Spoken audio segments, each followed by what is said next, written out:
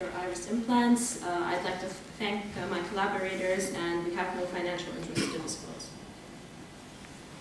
So cosmetic iris implants, they're not approved devices, basically experimental.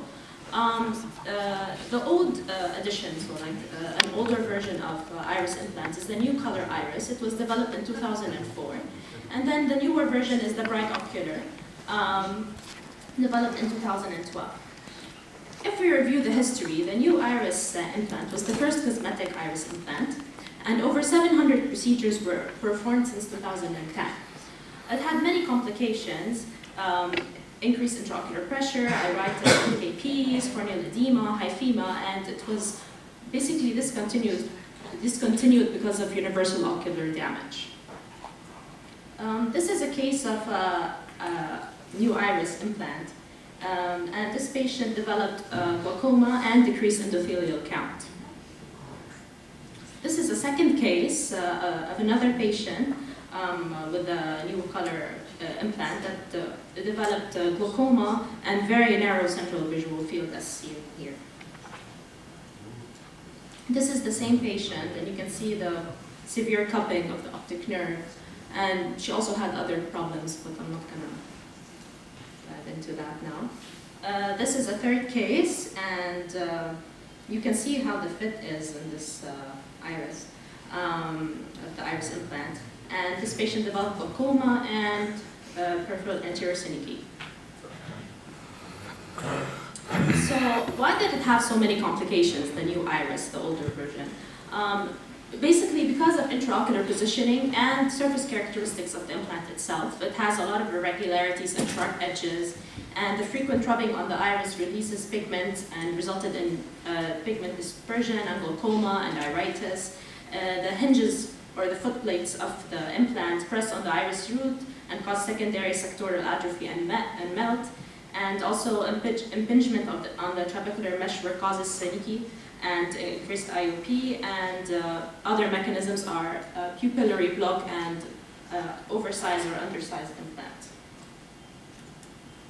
Now, the Brightocular implant, the newer version, it's designed with patented grooves and ribs on the posterior surface to minimize iris contact and to ensure continuous flow of aqueous between the implant and the iris, and supposedly reduces iris atrophy, iritis, and glaucoma compared to new iris.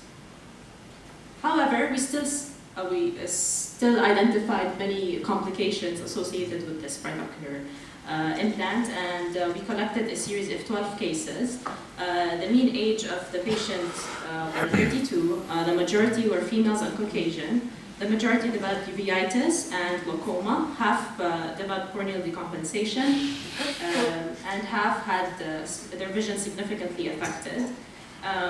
Half of those had improved vision after explantation, and the other half were advised explantation but didn't go through with it.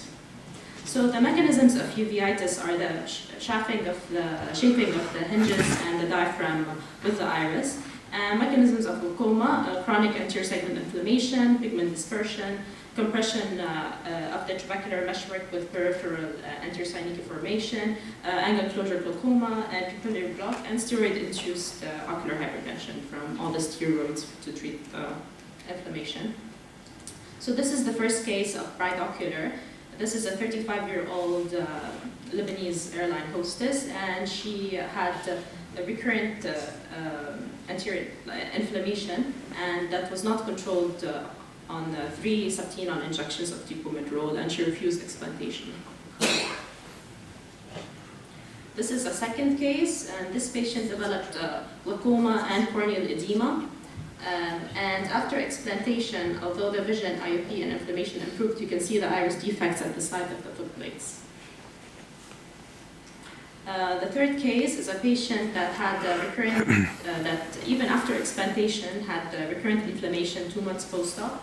And a fourth case had developed glaucoma and PAS. And although the inflammation resolved after explantation, the IOP remained high, and she developed chronic ocular hypertension.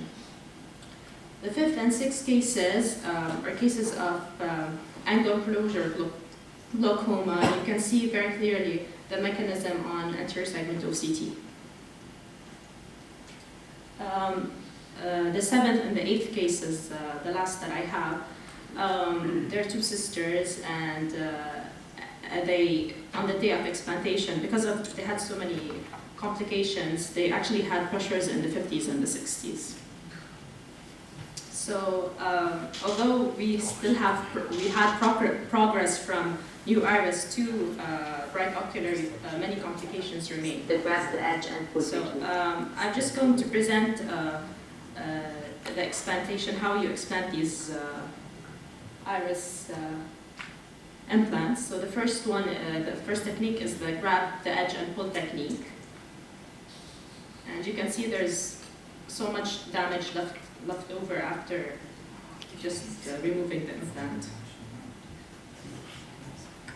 In addition to that, that's just an ugly color. Yeah, right.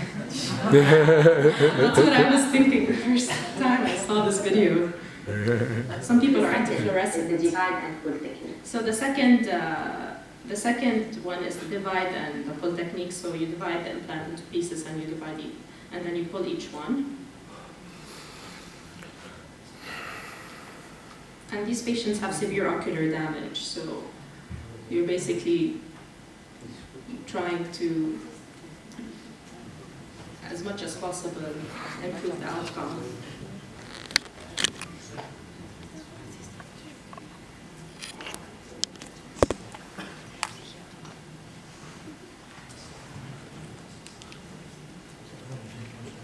Both techniques work equally well.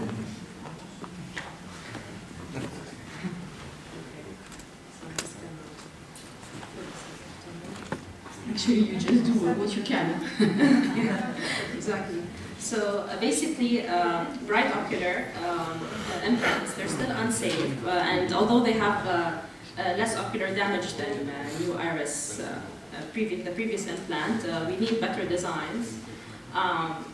I don't know if you as an ophthalmologist are interested in doing such a thing, but in case, Don't do it. don't do it. But future cosmetic iris implants need to have a better design, definitely. Maybe a jelly-like, extremely soft and thin that sticks to the iris and is porous with an ideal size and no toxic material.